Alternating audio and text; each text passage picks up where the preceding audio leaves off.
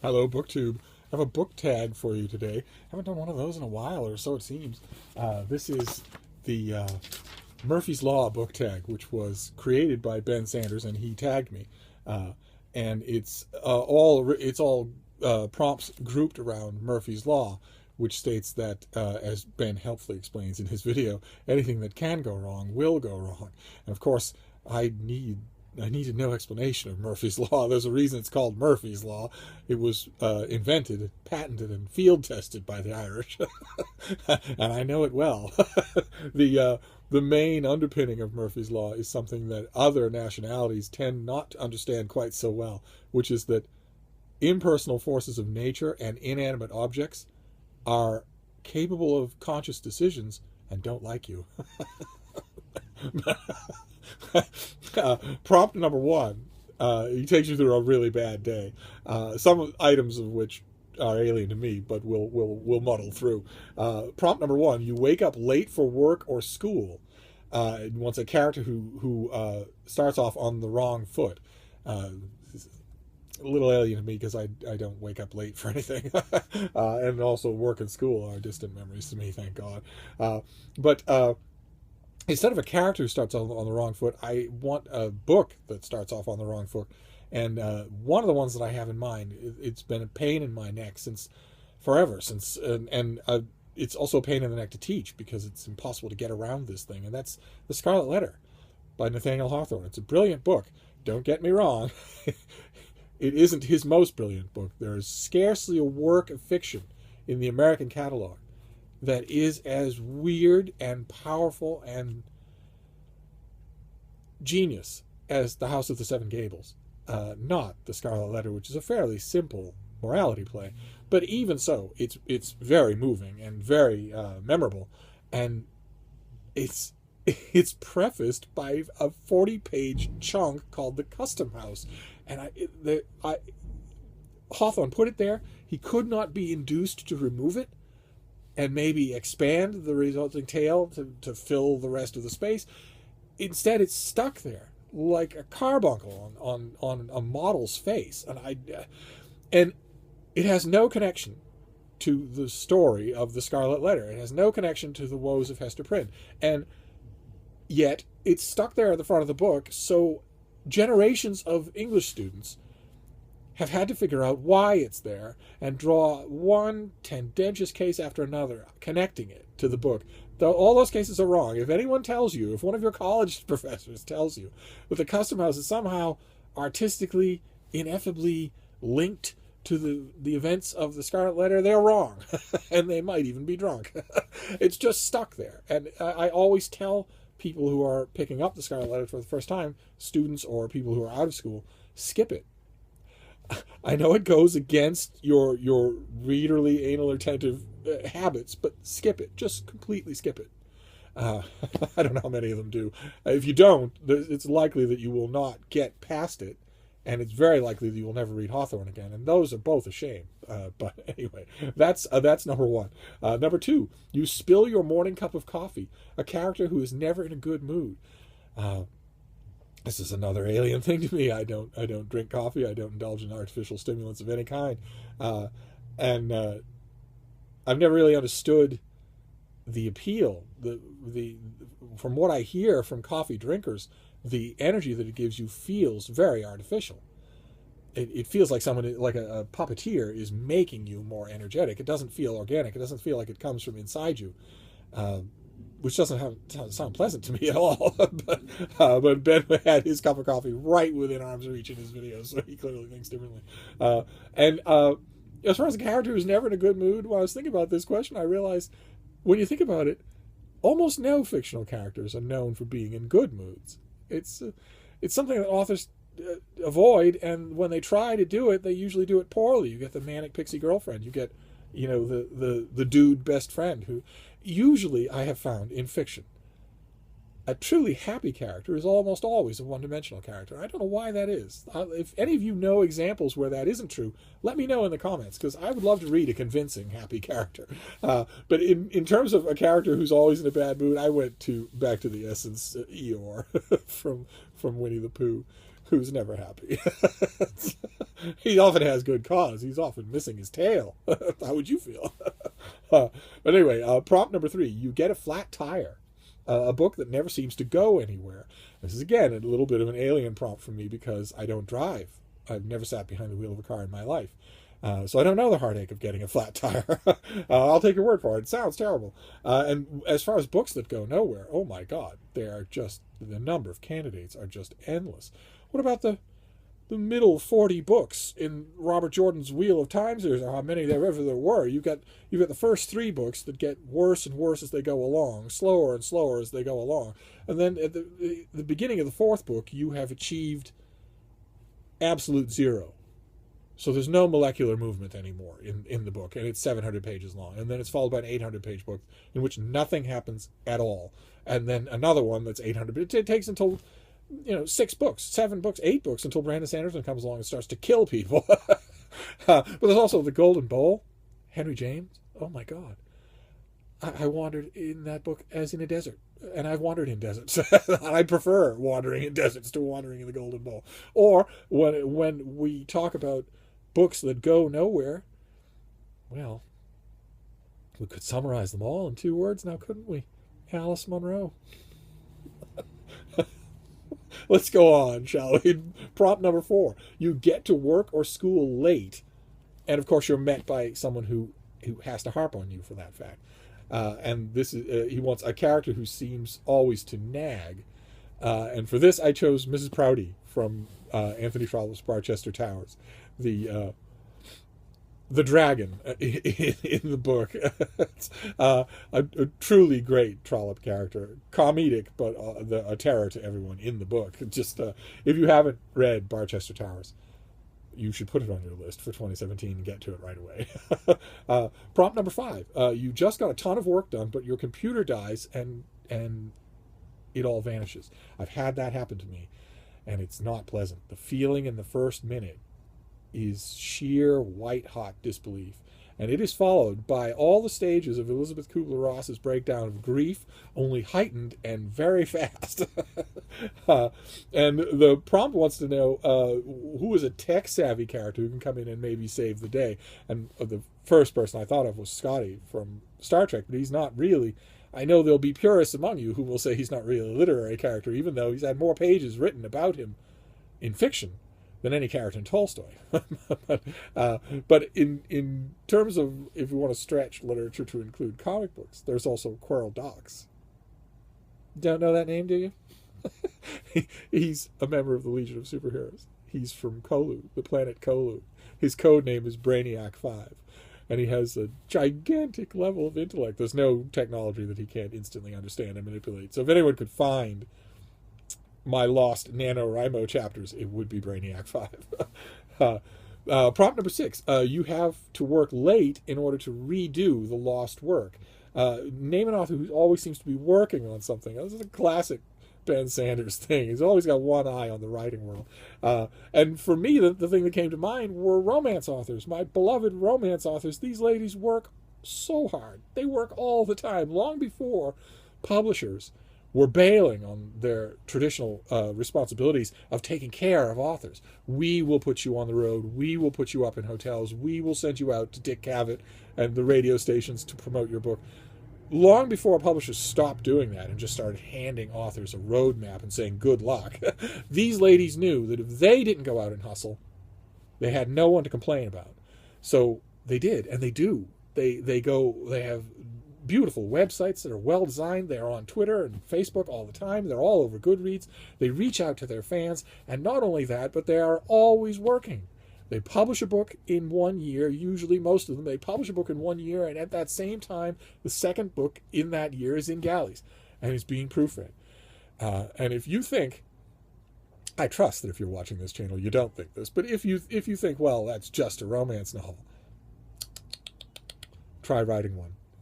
See if you think it's just a romance novel when you fail.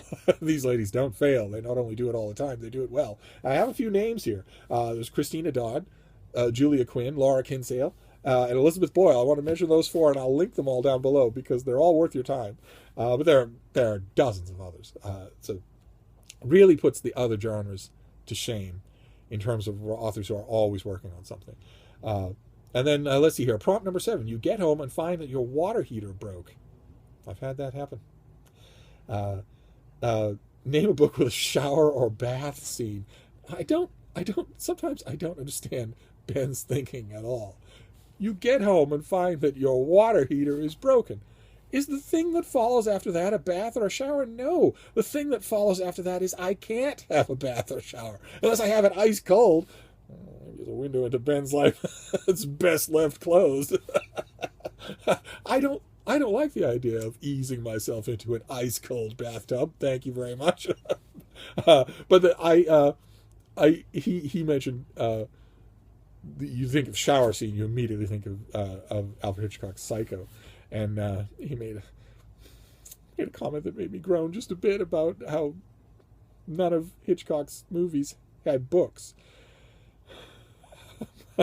But it's not entirely true. If you were to look into the subject, you'll see. Anyway, I have a book in mind for a bathtub scene. It's harrowing. It's Some Hope by Edward St. Aubyn. It's a book in a trilogy of his, in a series of books. I think it might be up to 4 books now, about one particular character who's odious and who's the center point of most of those books. And it's a tough sell.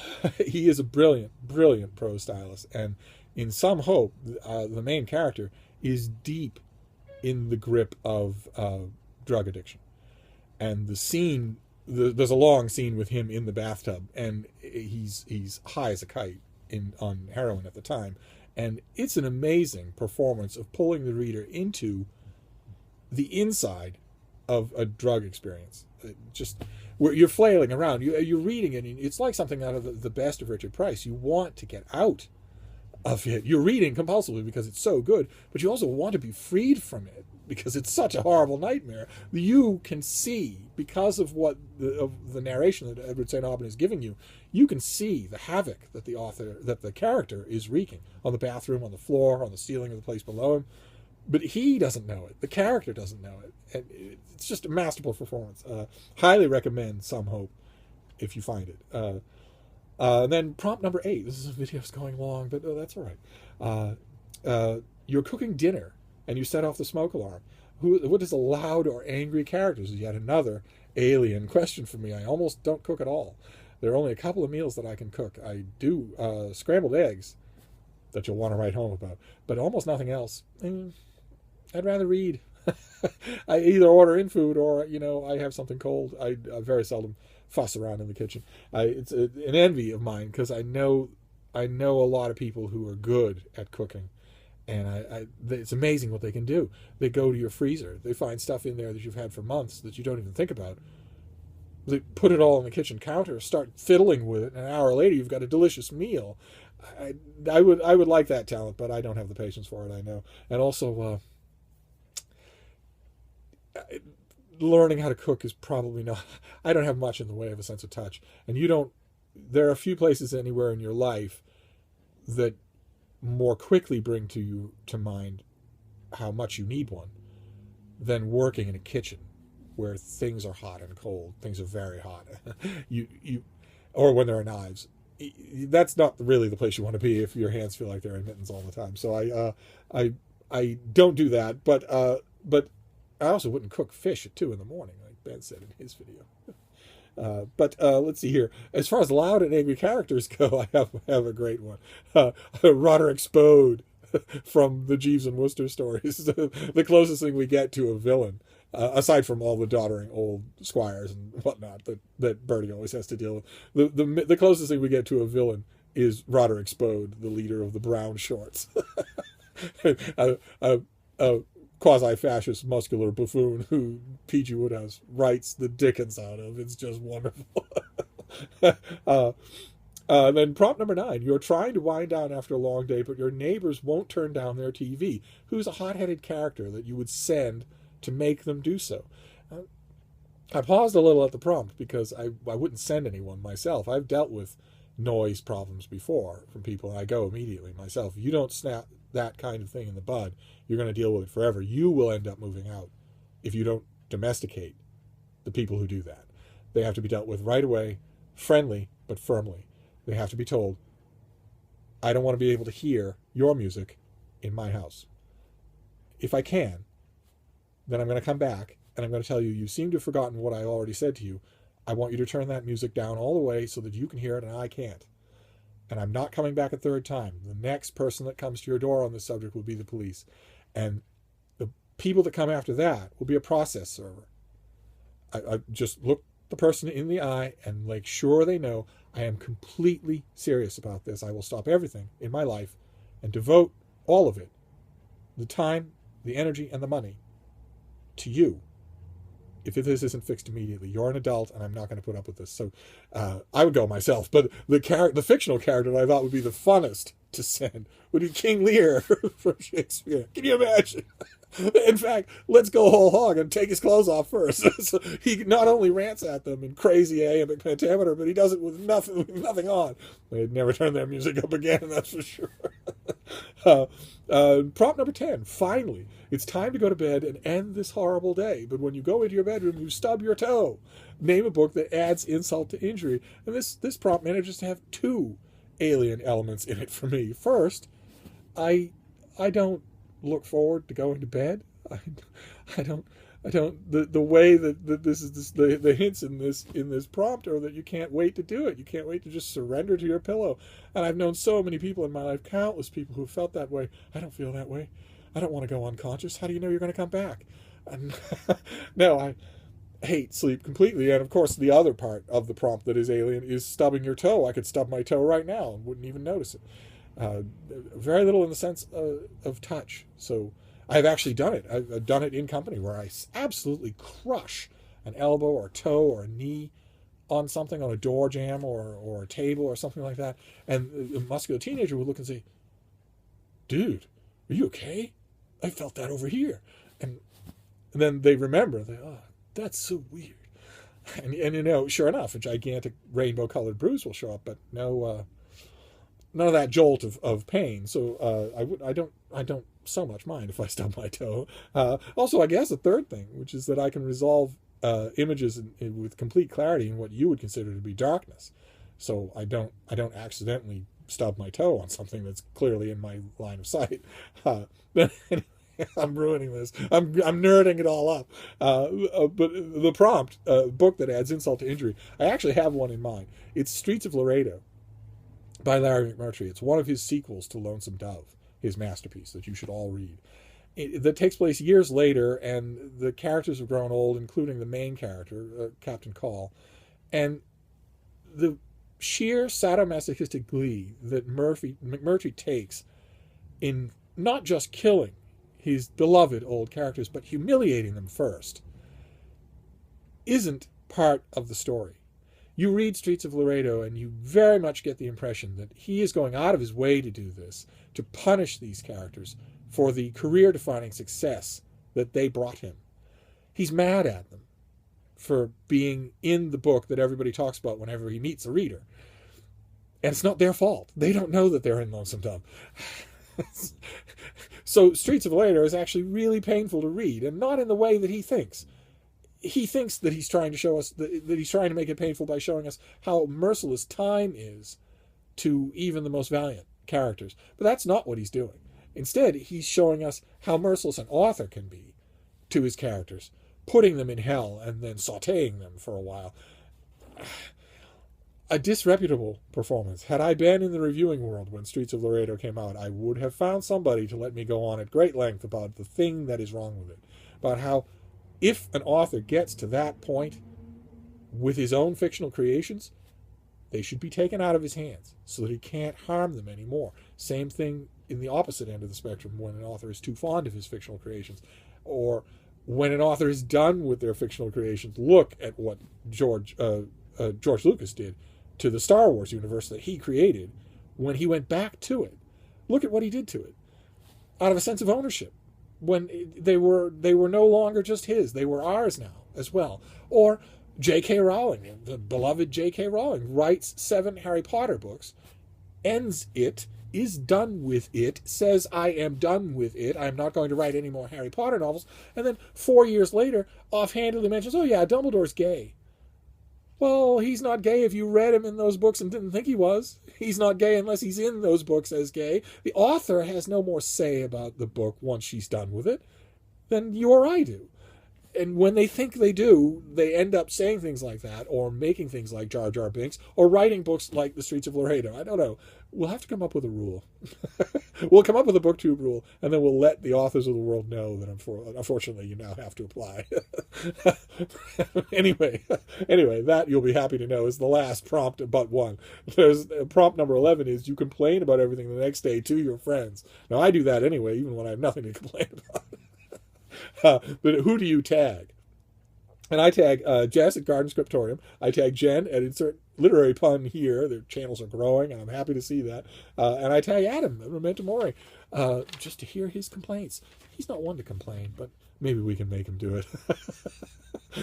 And there you have it, BookTube. That is the Murphy's Law book tag. If things go according to plan, this will not have recorded, but we'll see.